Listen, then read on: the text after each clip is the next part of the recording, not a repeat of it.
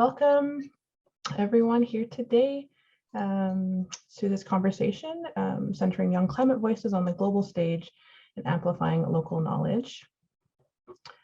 Welcome, Tanishi. Hello. My name is Angelina Pelletier. As Jamie had mentioned, I'm a manager of cities with Communities Building Youth Futures.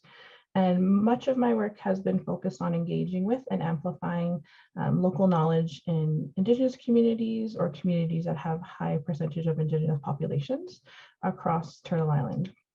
Today, I'm joining you from Treaty 1 territory. So that's in heart of Winnipeg, Manitoba. And these are the ancestral lands of the Anishinaabe, the Cree, Oji-Cree, Dakota, and Dene peoples, and homeland of the Red River Métis Nation. A small note, or a big note, I should say, the water that we consume here in Winnipeg in Treaty 1 and other treaties in the province is sourced from Shoal Lake First Nation in Ontario on Treaty 3 territory. Okay, so here we go, getting started into this really awesome, important conversation.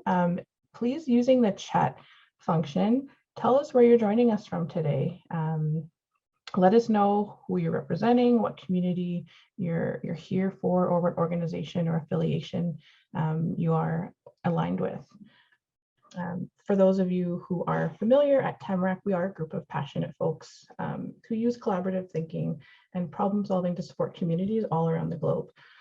At Tamarack, we envision an inclusive, equitable, and probably most importantly, a sustainable future where communities are equipped with the skills and gifts that they need to approach the climate crisis using a holistic lens which calls on everyone to do the work and to enroll themselves, most importantly.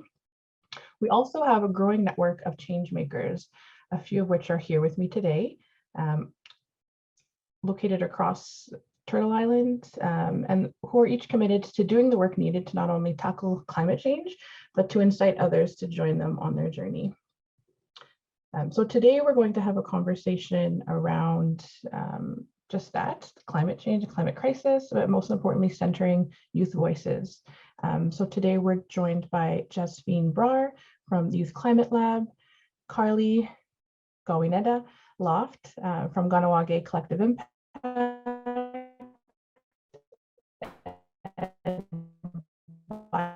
BIPOC to COP initiative, and as well as Cadungog, who's from the Foundation for Environmental Stewardship. You'll see in the chat, if you'd like to see their full biographies, they are available on the landing page for this event. And I'm sure each of them will explain and provide an introduction around the work that they're doing and who they are. So as mentioned, we're going to be unpacking some topics today, such as adaptive messaging, building and maintaining momentum, while also learning, building capacity, and having a positive impact on international platforms. And while it always hasn't been the case, young people are centering themselves in decision-making spaces, and youth participation is being valued.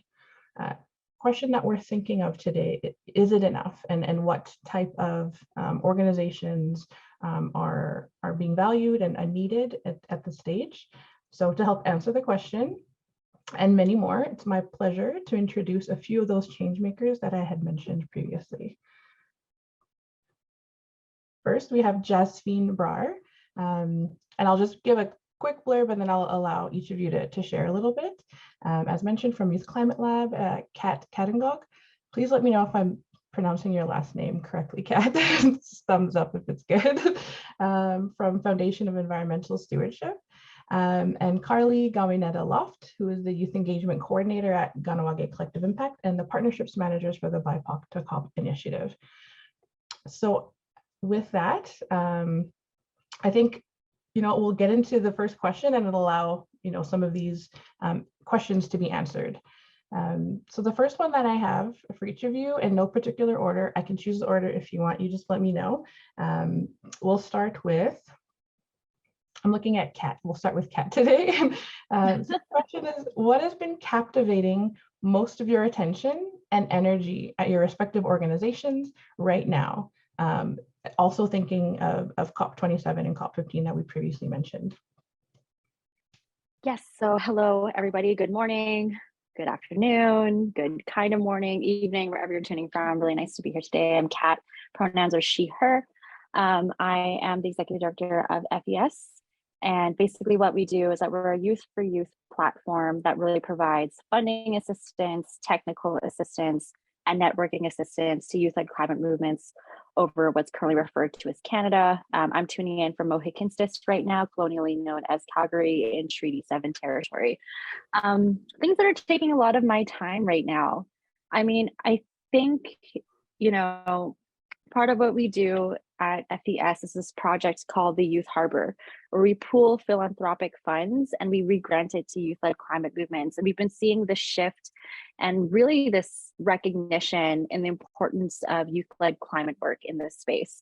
And what I'm really focused on is how do we actually, through the Youth Harbor, amplify work, whether that's through providing like meaningful funding and meaningful support, but also providing technical assistance that otherwise would not be accessible to youth.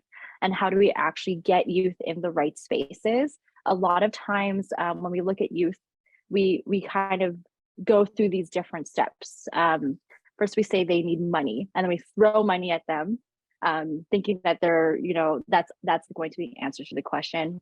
But I think what the Youth Harbor really aims to do is not only redistribute money to where it needs to go, but we also really holistically think about what are the actual lived experiences of youth and how can we make their lives just a little bit easier, and how can we open doors for them through our own networks so they can talk to the right people and find the resources to resource their work. So in the lead up to COP27 and COP15, that's basically what we've been focusing on, is identifying youth that need their voices amplified on the big stage in COP27 and COP15, and trying to holistically think about what they need, whether that's connecting them to the right funders, to the right partners, to the right networks, to the right people, to the right spaces for recovery and resiliency. And then what can we do to leverage what they're saying on their platforms at COP27 or COP15 and amplify that locally. That's kind of what is taking my time off right now. Yeah, it sounds like it's a lot of energy going into that, and definitely being felt by the youth who are involved. So in the chat, I put a link, and I know Jamie's also putting in some links for the website for Youth Harbor and the other organizations that are joining us today. We'll pass it to Carlee to answer what's been captivating most of your attention and energy right now. Well, first of all, Sego, Wakwanueradu, that means hi and welcome everybody who's here listening. I'm tuning in from Kahnawake, which is Kanien'kehá:ka Mohawk territory, where I'm the youth engagement coordinator at Kahnawake Collective Impact. So my job really, while climate work is part of it, it's like one small part of it. The overall job for me is getting young people in Kahnawake involved in the community through Kahnawake Collective Impact, which is focused on language and culture, food sovereignty, and holistic health and wellness for youth. So it involves getting youth in the door and into those projects and really feeling supported and heard and able to make their own suggestions and projects within those different areas. So what's taking up a lot of my time right now, we just started a new program called the Youth Ambassadors Project, and it will be a 10-week-long pilot project, getting youth in the door in a more sustainable and meaningful way, giving them honorariums to come be a youth ambassador. And what that means is we're giving them training on, what is collective work? What is project management? How do you do budgeting for this kind of thing? And most importantly, how do you go from your own personal passions and community needs to a project that kind of brings both of those together? We're having the youth come in for their first session tomorrow, and I'm so excited. We have 9 youth ambassadors. And then on the climate work side, the group that we're taking a delegation to COP, there are 6 youth. They range ages from 19 to 29. We were formally calling ourselves the Kahnawake Youth Delegation, then the Kahnawake Environmental Collective. most of you guys don't know this, but Kahnawake already has a million names that start with Kahnawake. So the acronyms get really confusing fast. So we changed. Now we're known as the Yagwa Dunhunstats, which translates to the caretakers of the earth. So it's either we are preserving the earth, we are taking care of the earth. And that's not only our delegation name, but kind of our youth group name, because the goal is to move that from, you know, a group that goes to COP together to a group that does community focused climate action work. So those are the two main things taking up my time. Those are a lot. Thank you for sharing. It also sounds like you have a lot on the go, and planning. We're October now, October 12th, so less than a month out from that really large event. Yeah, I'm really excited. I wish I could go. Unfortunately not. But let's check in with Jasveen. Allow you to introduce yourself a little bit and answer the question of what's been captivating most of your energy right now. Amazing. Thank you, Angelina.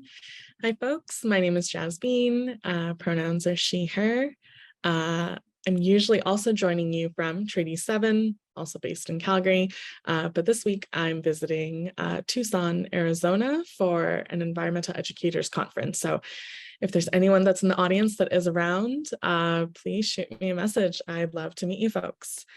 So yeah, I mean, to begin, starting a conference, hopping to COP27 and then COP15 as well. So I think I speak for a lot of, young folks in the climate space that the climate fall is quite busy. Things that are keeping us busy at YCL, and, for those that may not know, Youth Climate Lab, we are also Youth for Youth organization. We're based in Canada, but we work in many places around the world. Our overall mission is to equip young folks with the tools and skills that, they may need to really tackle the climate issues that we're facing today. So we do this through programming and projects. We work in 3 shifts, as we like to call them, policy, finance, and skill building. And earlier this month, we actually also just launched our toolbox, which can be found on our website. It's an open access digital library with interactive resources to really assist youth in leveraging their lived experiences and to take action on certain climate issues. So some of the toolboxes that we have available on the site are policy idea canvases, how to leverage storytelling for climate action, and a climate justice glossary as well. But outside of, our toolbox and everything else, I guess conferences is really what is keeping us busy this fall and into next year. So YCL will be attending for the 2 weeks at COP27. We're working alongside Students on Ice in partnership, and we're bringing a youth delegation as well. And so these youth, they also bring forward, a wide breadth of knowledge and expertise, mainly around Arctic policy and ocean-related issues. So we're excited not only to attend and connect with other youth from around the world, but also be in our pavilions. We're doing a few workshops and we're doing a few talks. So yeah, please keep an eye on our socials to see what it is that we will be up to. But yeah, that's gonna push us into the new year, and then more programming and more work there. Yeah, it's a lot. It's nonstop. And I wanted to share, maybe plug a resource that I found that was prepared by the 4RS Youth Movement and Youth Climate Lab, the Landing Back policy paper, which I thought was really helpful to build my own knowledge and to share. So we included that in our list of resources for the National Day of Truth and Reconciliation with our Tamarack learners. So thank you for your work in putting that all together. It's really helpful.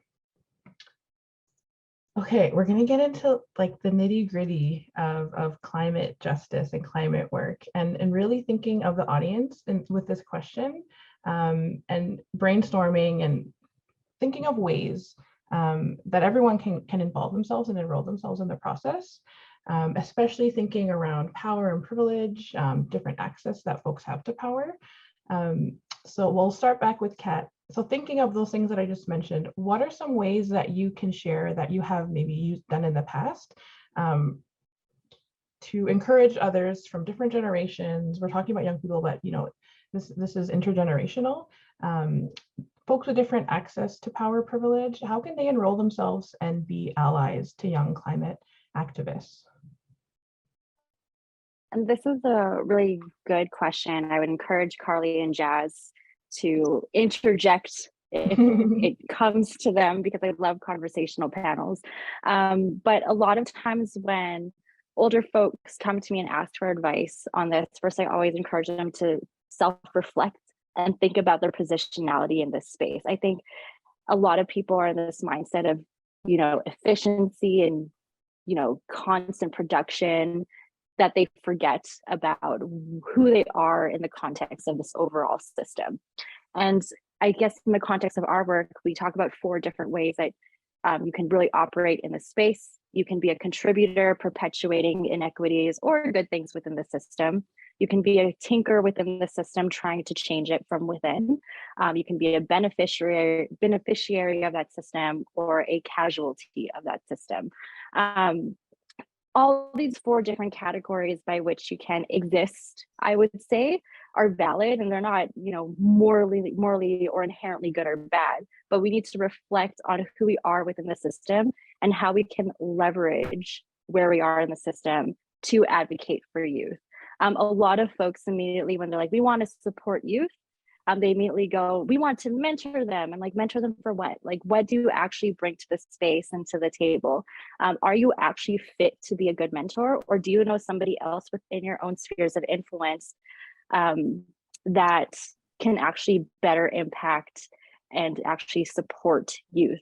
Is it less about mentoring you? Is that what they actually need, or do they just need a connection?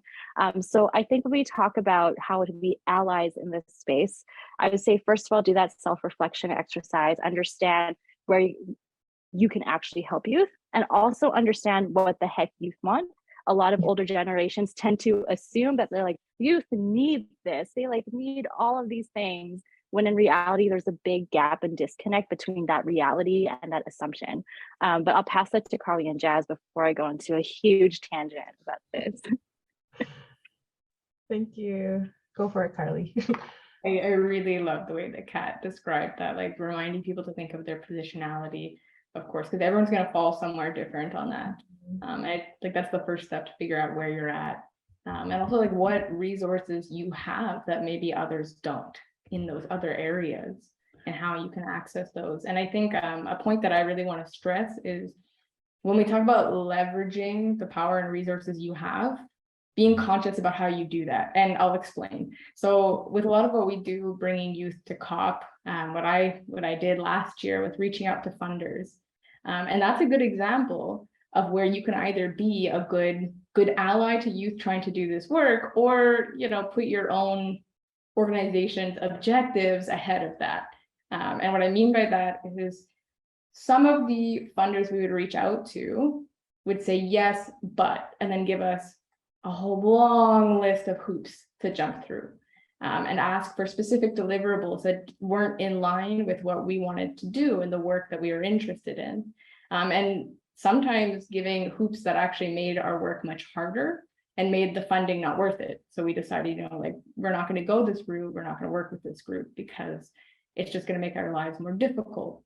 So to be aware that if you have access to resources and power, you need to think about how to make that more easily accessible, not just saying, I'm offering it to people, but thinking about how you're doing that, and if you're actually minimizing the barriers, or if you're gatekeeping. And I think that's a really important one. And that's, of course, that's more for people who have more of that institutional power, but an example for maybe someone who's just working, like myself, who's just working as a youth engagement coordinator. How the COP delegation, the Cadungog Youth to COP, started was because I had attended COP25, way back before COVID now, through a Quebec delegation that delegation only was accepting applications to attend in French. So my French from Cadungog, a lot of us don't speak French. My French level wasn't good enough to write that application. I had to get, like, I wrote it in English. I did Google Translate. I got my friends to help me make sure there weren't mistakes. And then even when I got in, they couldn't cover a lot of things. They covered like the flight. And I was the only Indigenous youth in that delegation. And nobody in my delegation really was interested in the same things I was. So often I was by myself.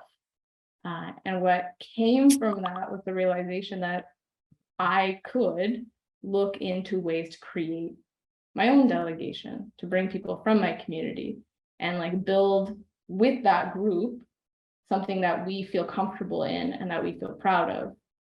And that was by reaching out to, my boss here at Collective Impact and asking if it was okay to use my work hours for this. And then for recruiting youth from the community and asking them what their expectations or hopes were for that delegation. So whereas I don't have a ton of institutional power, I did have some. And I was able to find ways to, I had this great experience and I found flaws in that. And there was things to improve. And then I found a way to make it accessible for other people. And of course, not everyone's going to have that, but just looking for those opportunities where you are.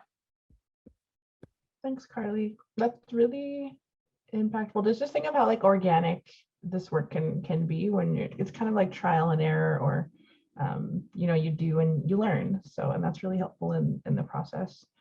I'll pass it to Jess to add. Thanks, folks. Yeah, Kat, Carlee, great insights. Everything resonates so deeply. I've definitely been, in those positions, like as a young person trying to access the space, and both now, on as an ED of a youth org. Yeah, we get that question a lot, like, what do youth want? And usually recently, I don't know if it's popular to ask, but I always switch it around. I'm like, well, what do you want? Like, you're approaching a youth org or a young person and with offerings. And my favorite question to ask is like, yes, but exactly like, how do you see yourself in this role? Like, are you centering yourself? Are you centering youth? I'm finding over the past couple of years, especially in the youth spaces, like youth has really become this like buzzword. And, so has like climate education or climate, all of it. And I'm finding that it's becoming one of those little boxes for many organizations or foundations or whoever who really want to get involved in the space, because we know that, the changes of the climate, of the environment impact every single person on this planet. So of course, we're seeing the changes in many industries that may not be directly related to climate that way that are shifting towards it. So it's a really interesting landscape. And why I like to ask the why back to orgs is, are we aligned? Are our values and our missions aligned? Because that's really important, I find, when, working with young people, even for us as a youth org, working with other organizations that are youth themselves, because you really want to ensure that your values are in the same space. And, but yeah, I think in short to answer, there's, for people that are in these positions of power, I think, if you're walking away with something, from this talk, or even just in this portion of this talk so far, really self-reflect as to, well, what can I offer? Is it time? Is it, positions on boards? What does it look like for you to push youth or assist youth in, being involved in decision making? And what are barriers that you can remove for them to get to that spot? And then I think it's just about co-design. How are you going to work with youth in the space together to really make sure that, you're centering young folks, or you're centering climate and change and resiliency? But yeah. Thanks, Jazz. So I just want to try to paraphrase and summarize some of the thoughts I heard. And if you have more thoughts, I think this is a good opportunity to share them. But I heard reflection, self-reflection, really understanding your positionality in this sphere, removing barriers, or sometimes just not creating additional barriers, being mindful of hoops that exist, or the challenges that might come up for youth, especially in terms of accessibility, like Carlee had mentioned. Is there anything else, or have you had an experience that was a positive, that can kind of highlight this type of, what kind of actions folks can do? I'm just thinking of someone who's listening and like, what should I do? I think this conversation, we have them a lot. I mean, I know I do, but often we're like, what can I do to be mindful of my ecological footprint, and how can I join the movement that's already, happening, and it has been going on for decades. So I see 2 hands up. Do you want to go, Kat? I mean, Jasveen had her hand up first. Okay. I don't know if we're gonna play that game. Okay, great. I just want to dovetail really off of what Jasveen said about like meaningfully including youth. There's a political theorist called Barbara Arneal, and she explains that oftentimes youth are treated as becomings and not beings. So we treat them as such. And it's fascinating to me because, like, really, what's this threshold? When does a youth become an actual person that we can value their opinions? And if you really think about it, it's really ridiculous the way these institutions treat youth.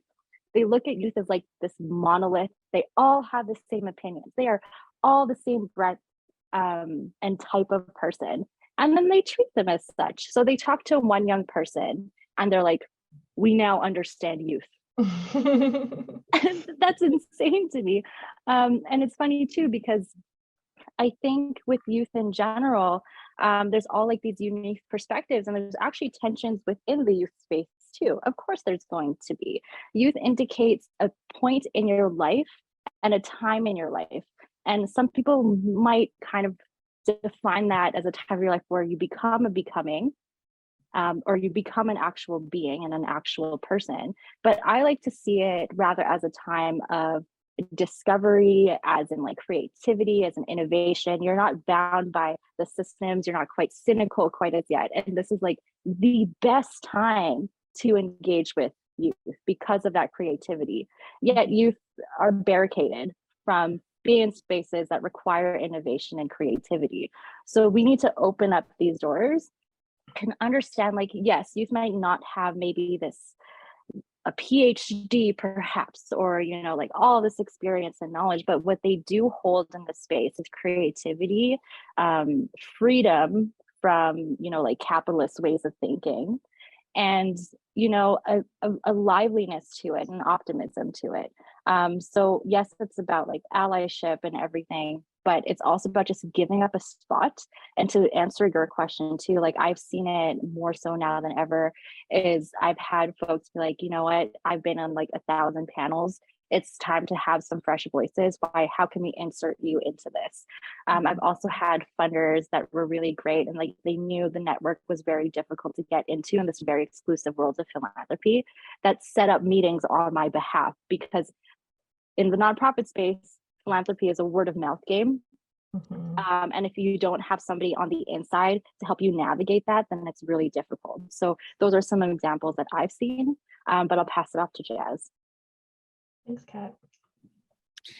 Yeah, very similar. What I wanted to add was, what we find to be allyship in this space and what really helps us in the work that we do. And it's having peers, and sometimes it's other nonprofits, which, like, yeah, in theory, maybe you are you're competing for the same funding, right? And that's another point, as this youth space is growing more, unfortunately, funding isn't really following that same suite. So it's more orgs competing for the same resources, which definitely is, a flaw in the system. But to kind of backtrack now. Yeah, I find, working closely with other youth organizations, and not having like a mentor per se in the field, but even if if you're someone who's within the space and whatever position it may be, and you're coming across, like resources or just organically people that are wanting to get involved, be the linker, make those connections, assist in any way that you can. from your question though, Angelina, what I was reminded of when you first had asked that was, I did a short, keynote talk earlier this year. And I remember when it came to payment, I was like, here's our rate. And they were like, absolutely not. And they paid us triple what we had asked, because they were like, no, we want to support you and support youth in this space. But then they were also like, but what else are you doing? Like, we don't want this just to be a one-off exchange. Like, what are your goals for the future? Can we link up again next year? Like, we just want to keep, in conversation with you. And those kind of relationships, we really value, so much, because for us, it's like, it's beyond that exchange. It's beyond, hey, you want to talk on this panel so that, we're showcasing youth, but it's really that person-to-person connection and that community. That's what it's about. So, yeah. Yeah, thank you. That's awesome advice. I think, like, ask for more. If I could have a takeaway, aim high. And it sounds like it's a lot of relationship building. I think, like most things in life. And I'll pass it to Carlee to add. I just remembered something, piggybacking off what Kat had said about, how young people may not always have these credentials, like a PhD or even a BA, and I think that's something that's also so important, is to meet youth where they're at, and not, because there's plenty of opportunities. Like what was already said, is that there's so many youth like projects, funding, all these things are happening for youth, but it's often a particular kind of youth, a youth that fits a particular box. And you need to think about what that box is and how much it depends on the privilege that youth has had growing up, what they've had access to. For example, with the Cadungog youth delegation, I don't ask them what their background is in environmental action or science, because that's embedded in our culture. And I know that all of them are going to have opinions and knowledge that are going to be so valuable. And I think that's true for all young people. All young people are growing up in a world where their ability to exist on this planet is threatened, and to put a cap on, well, you have to have this background, you have to have this knowledge already, you have to already be here to access this, it's another way to think of accessibility.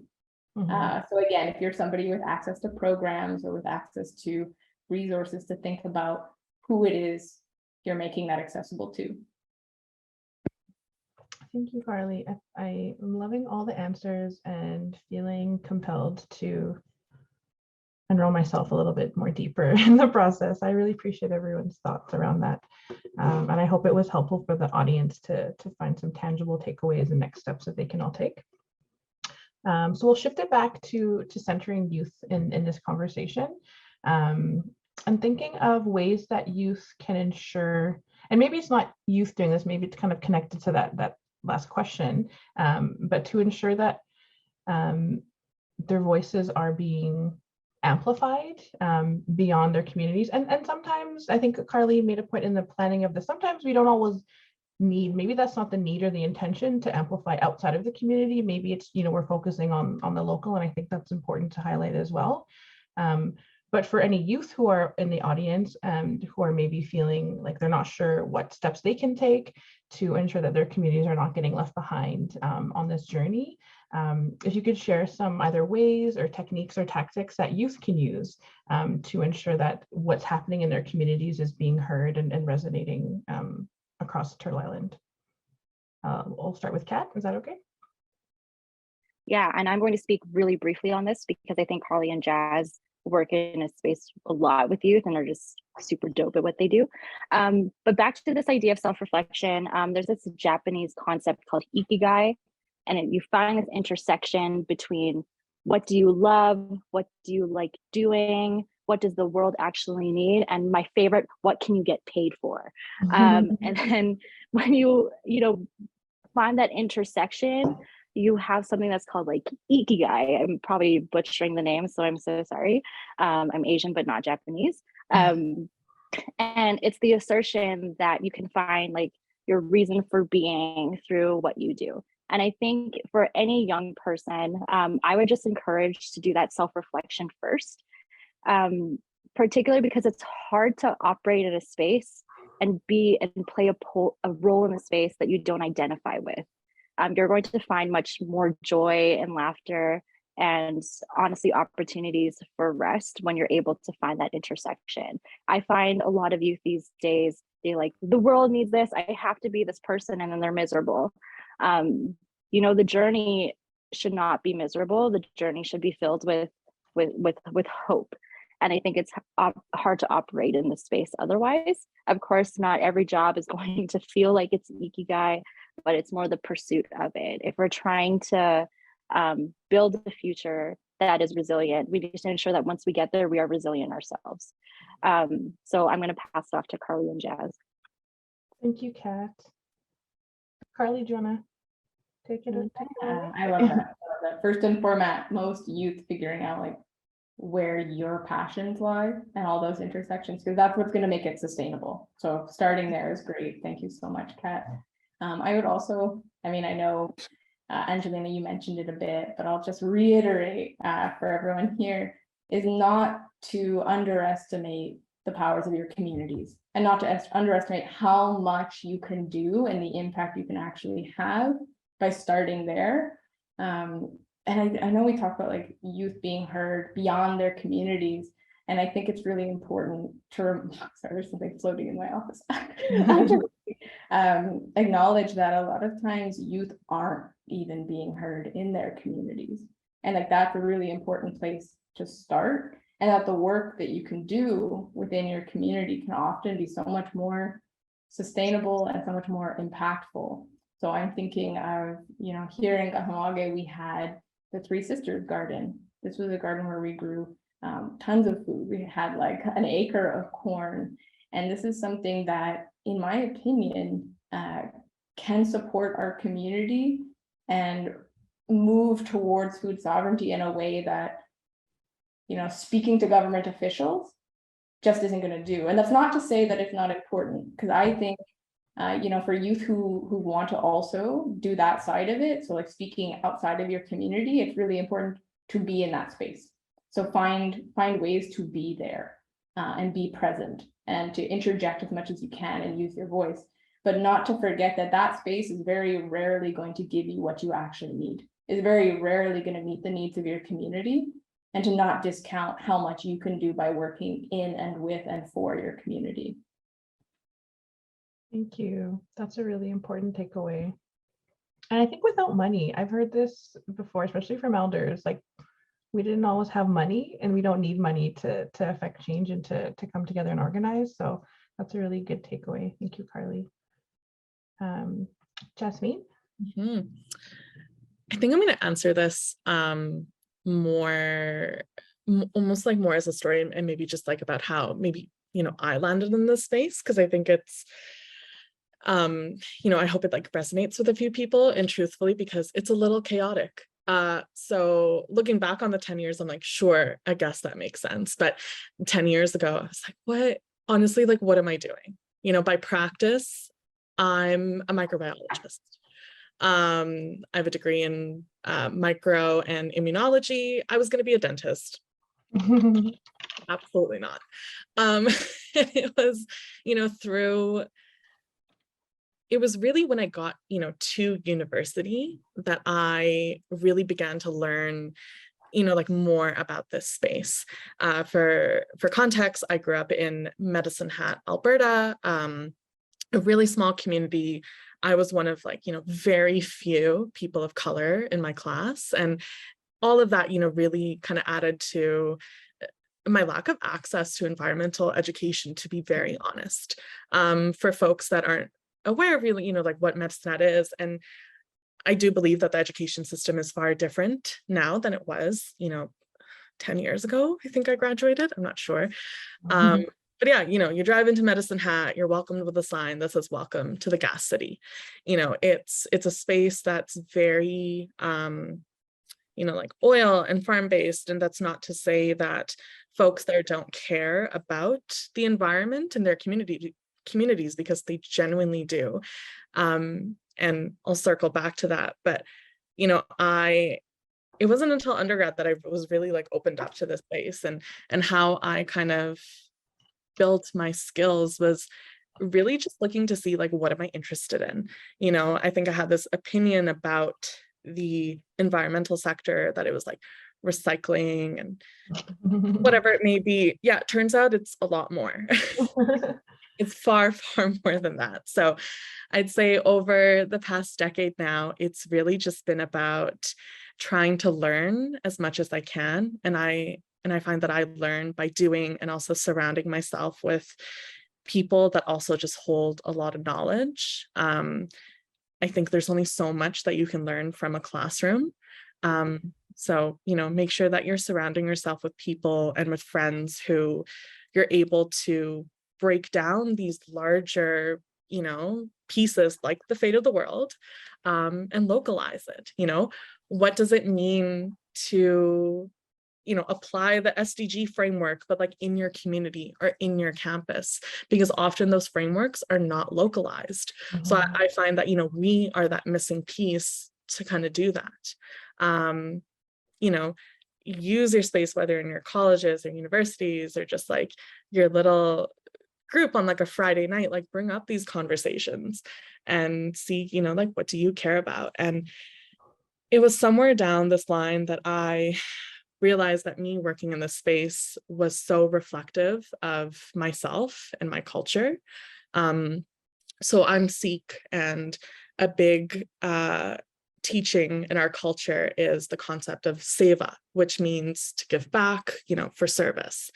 And for me, working in this space, you know, moving towards climate justice, that is my seva back to, you know, the world and to my community. So that's how I approach the work that I do. And yeah, I think I'll leave it there because I feel like I'm like, many threads are going on. Yeah, did anyone want to add to that? We do have a question from the audience, and I just had an idea, so I wanted to open up space to see where we were at.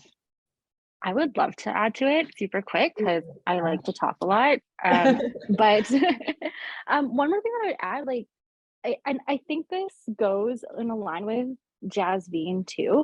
A lot of people, young people in this space, they obviously suffer from imposter syndrome when you're surrounded by people telling you like, you deserve to be here, but not in that way.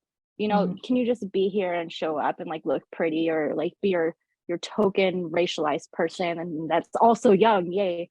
And they can like throw on stage. But I always, like, in explaining my journey, I always like to say it's half luck, half merit. But don't shy away from the luck part of things. Like, if you are in a space where you feel like you do not belong there, I would say use that as an opportunity. Like, because you feel like you don't belong there, that should assert even more that you should be there. That means that you are missing from that space. So be in that space. I think when young people show up to spaces that are often very difficult to be in, their first reaction is to retract. But I think that should actually be a call to action to advocate for more voices in this space so you can feel more comfortable. I know it's really, really difficult and it's a hard learning, but I think there's a recognition there that it is not a privilege for youth to be in these high spaces. It is our right to be in these spaces. And I think we need to just assert that over and over again, like treat it as like a mantra. I am here and I deserve to be here. I think that's honestly one of the biggest barriers for youth engagement, that lack of confidence to operate in that space. So just to dovetail on what Jazz had said there. Thank you. I really appreciate that. And I think that's a good reminder and lesson. I know I've felt like that before, like, what am I doing here? I don't belong here, but you're right, it is indicative of why you are there. So I appreciate the reminder. Thank you. Okay, so a couple of things. We do have one question from the audience, but I was also thinking this might be a good time to have a bit of interaction. I know it's challenging on webinar, but I'm sure that between Kat, Carlee, and Jasveen, there are some young people that you're working with who are change makers themselves, and taking up space at decision-making tables, especially in regards to climate action. So this is kind of your chance to share who those folks are with the rest of the audience here today. But I also wanted to pose that same question to the audience to kind of see, the communities that are on this call, what's happening in your communities, who are the young people at the table, and maybe it'll give us a sense, if there aren't any, kind of what is missing, what is needed in the conversation. And it could be an opportunity to connect between panelists and folks who are here today. So thank you, Jamie. She put the question in there for me. But for Kat, Carlee, or Jasveen, besides yourselves, like who should we know? Who is making some moves and making change in your communities or in communities that you belong to outside of the geographical area?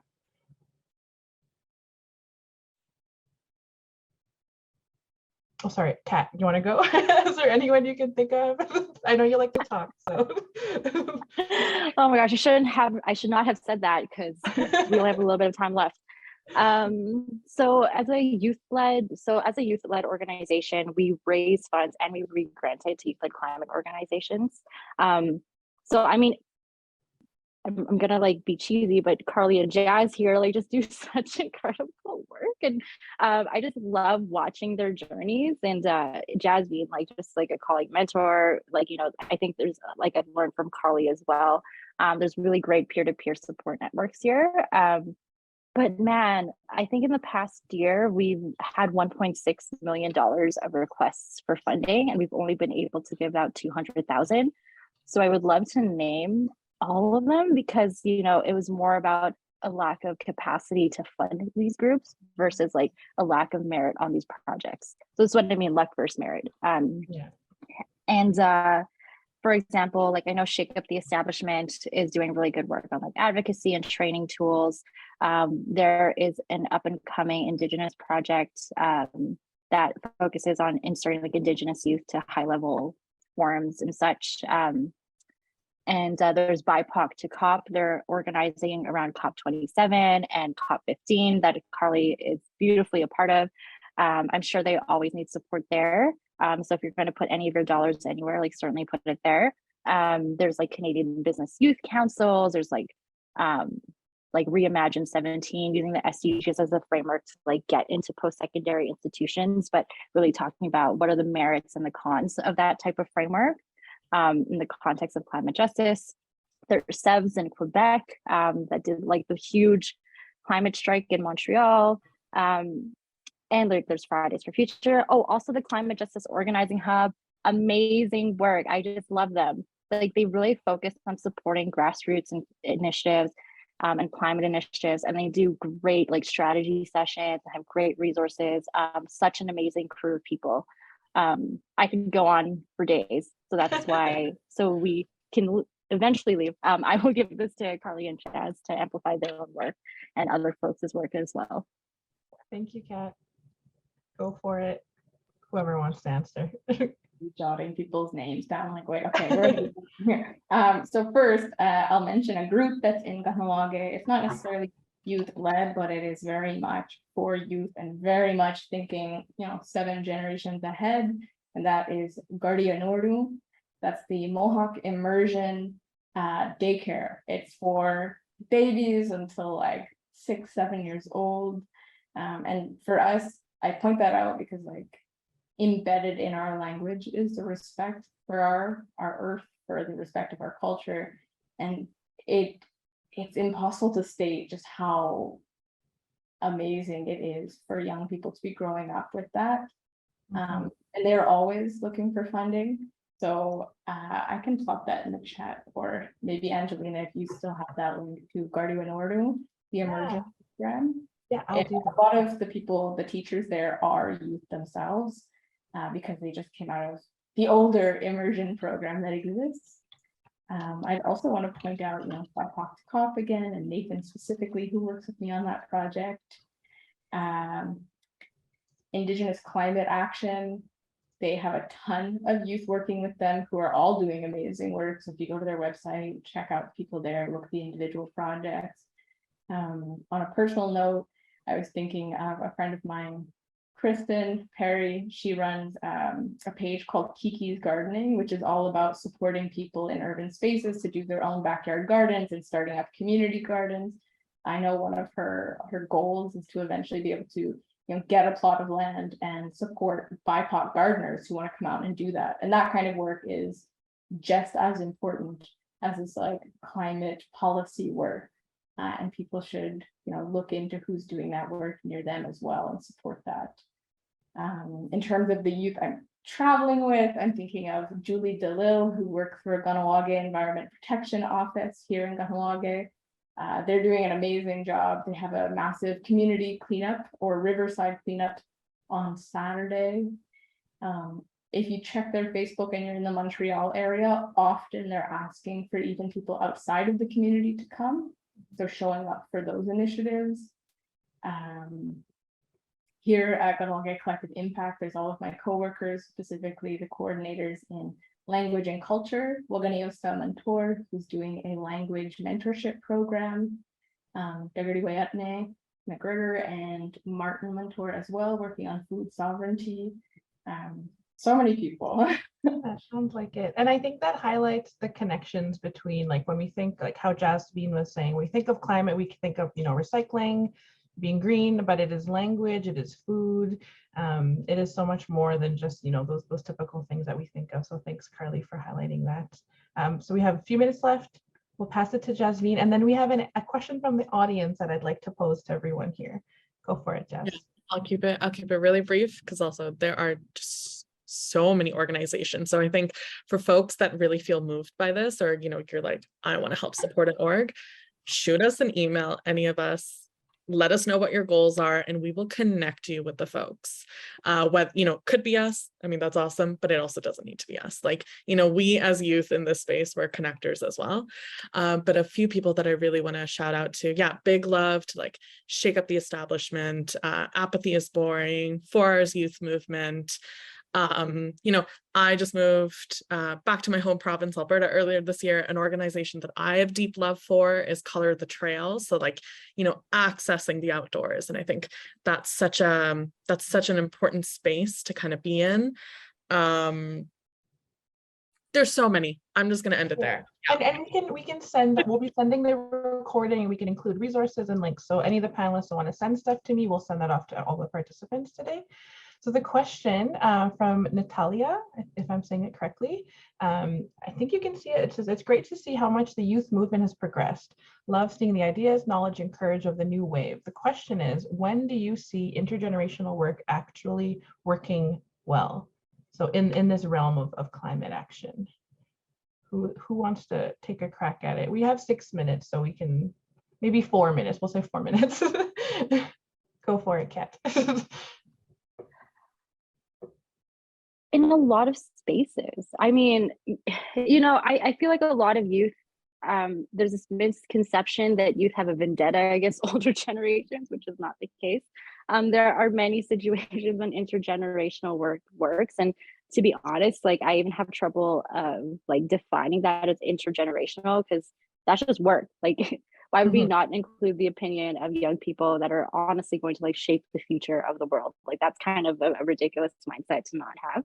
I mean, I've seen it in a lot of different formats. Like for example, within philanthropy, there are definitely advocates within it.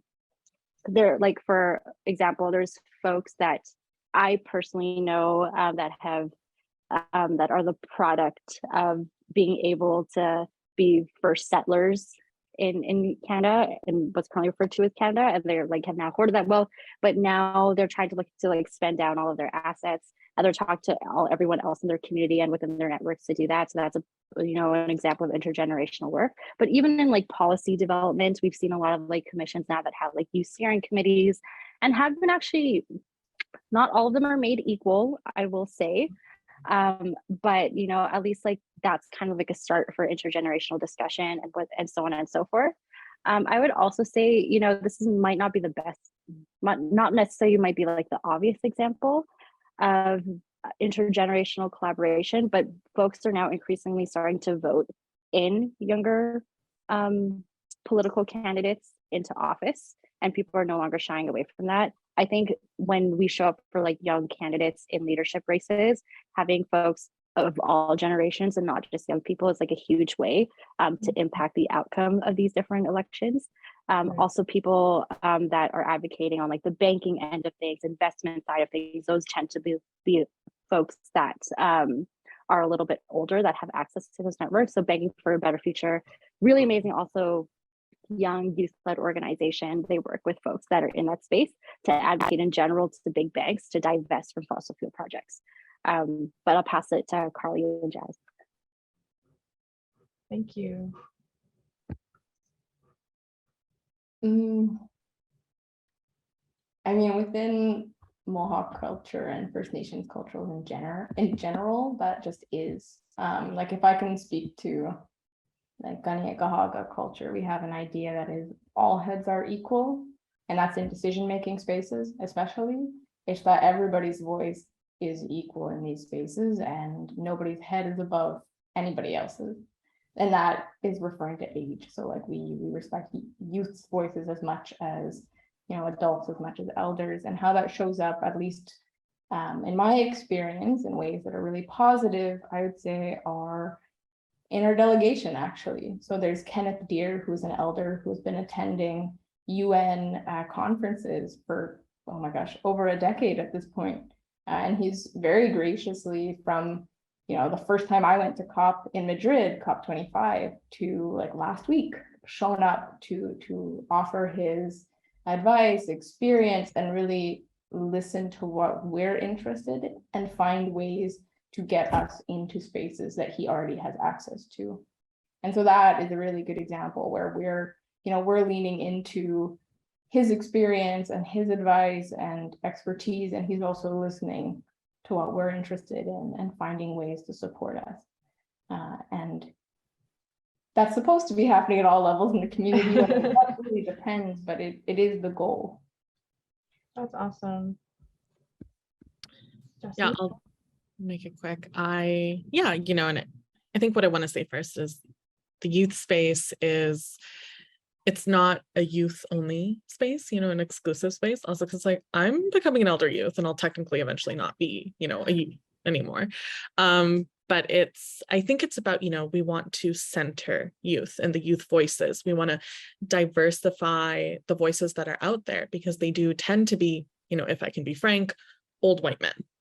And it's about changing that and making sure that the people that are most impacted by climate change also have the space to advocate not only for themselves, but for their communities, and, bringing that into the forefront. And so, that, to me, that is what the youth space is. It's not a youth only club. You're over 30. You don't get a say. No, that's absolutely not it. In fact, that conversation really just distracts us from the importance of what this space should be.